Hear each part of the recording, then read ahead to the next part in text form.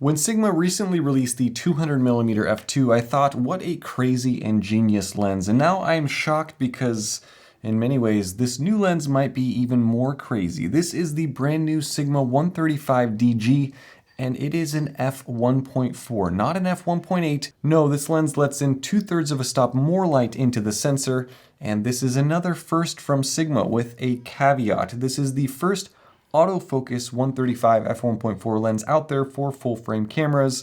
About 10 years ago, I think Zonghe made a manual focus version, and there were only about 100 of them apparently ever made, with a bunch of issues that I was reading about online. But today you can get this incredible bokeh beast of a lens from a manufacturer that quality controls each and every lens in their factory in Japan. So let's check it out. First off, I'm quite shocked at how small this lens is. It's a short, girthy lens because the front element has a whopping 105mm front filter thread. The lens hood is nearly 3 inches deep to try to keep flare off of this giant piece of glass in the front. Construction is made out of a mix of metal, high-quality plastic, and glass. The mixture of textures is something that I've always liked about them. They aren't boring to look at and certainly aren't boring to play with. Weight on this 135 is 1,422 grams, or just over 3 pounds. It feels remarkably dense for the compact size. Starting at the rear, all metal mount, electronics, a rubber gasket for weather sealing, and this entire lens is dust and splash resistant in design. Lens specs here: minimum focus is 1.1 meters, 0.25 for a 2025 release, and made in Japan. It has a removable lens support bracket, although it looks pretty strange without it. Aperture ring is here, and it can be clicky or declicked depending on what you like.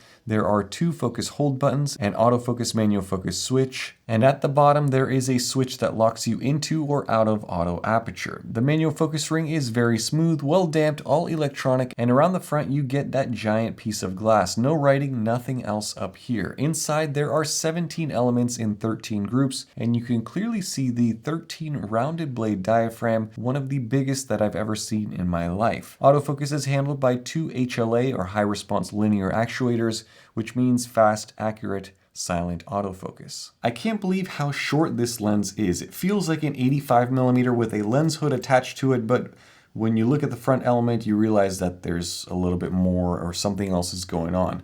Well, I took this lens out with my A7C and I shot some portraits because I think this is the ultimate portrait lens, maybe of our generation. So let's talk about performance. This is the first photo that I took with it, and look, I'm not trying to say I'm a good photographer or anything, but I think this is absolutely incredible. Look at the sharpness at 100%, even 150%. Look at how the surroundings just disappear. The subject is the focus and nothing else. That's what makes a great portrait. I could just end my review here, but I will continue. The bokeh with this lens is absolutely sublime. Some of the largest bokeh balls I've ever seen. Super smooth, no distracting issues. They do cat eye into the corners and edges, but what an incredible lens for subject separation. Chromatic aberration is handled incredibly well.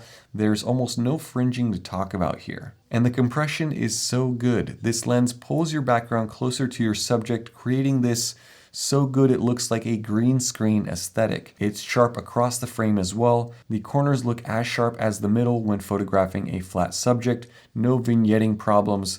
This lens is optically dialed in. I don't know what to say with some of these. If you are a fashion photographer or if you shoot weddings, this lens will make some of the best portraits you've ever seen. I don't know, maybe I like it too much, but it's very good in my eyes. I had to go down this rabbit hole because I was wondering if this lens has a shallower depth of field than the 200mm at f2. So I used an online calculator, and with a subject at 5 feet and 7.4 feet to create the same framing, this 135 has a 0.11 meter depth of field compared to the 200mm 0.16 meter depth of field. So this means it's tough to photograph 2 people in the same frame. The plane of focus seems to be paper thin, so one of the 2 ends up being out of focus. This lens does exhibit a bit of flaring even with the massive lens hood attached, but even with a shot like this, look at how good contrast levels are, and better yet, look at the chromatic aberration suppression. It really is impressive. There's a tiny bit of bokeh, but not very much of it. Focus breathing control is good. There's a little bit of it, but not a ton, and I've noticed that with most new Sigma releases, they have been focusing on focus breathing and fixing that across the line. Almost every lens that they release now has minimal to almost no focus breathing. Now, one of the challenges of this lens is that very narrow plane of focus. I can't imagine how hard it is for the two linear motors to keep track and stay focused on a moving subject. When you are recording video, it almost looks fake because the background is just too creamy smooth. Tracking is just okay. However, I am using a pretty old full frame camera based on current specs. There are moments where the lens lost focus, or I guess you can blame the camera and the lens, lost focus and then regained it. And I even saw this when I was taking my sample photos. Slight movements and camera shakes will produce slightly out of focus images. So I wouldn't say this is the best action photography lens, at least not on my A7C. This is better designed for slower, steady subjects and steady hands. This lens doesn't have any optical stabilization, which would have been even more crazy if that was included. One can dream though. Overall, it's an epic portrait lens, truly one of a kind, and this sort of release is incredible. Sigma is pushing boundaries, they're innovating, they're making new stuff, they're making things that are not only unique and different, but actually good. Now, as far as pricing, if Sony ever made this lens, I would expect a $3,500 price tag easily. Even the Midicon that I mentioned from a couple of years ago was a $3,000 lens. And look, Leica has a 135 f1.4 and it's the price of a fixer-upper home in Texas. I can't imagine walking around with a $46,600 lens on my camera for portraits, and it's manual focus, no autofocus whatsoever. So the Sigma price at launch is $1,899. So $1,900 is not a cheap lens by any means, but for this, I think it's pretty incredible the value that you're getting. It has no real direct competition, at least currently.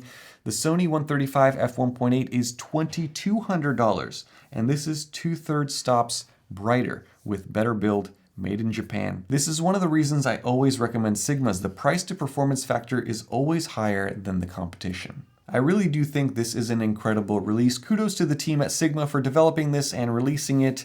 I think we can easily crown this as the new bokeh king of full frame camera lenses, but let me know what you guys think down in the comments section. Thank you so much for watching. Stay tuned for more.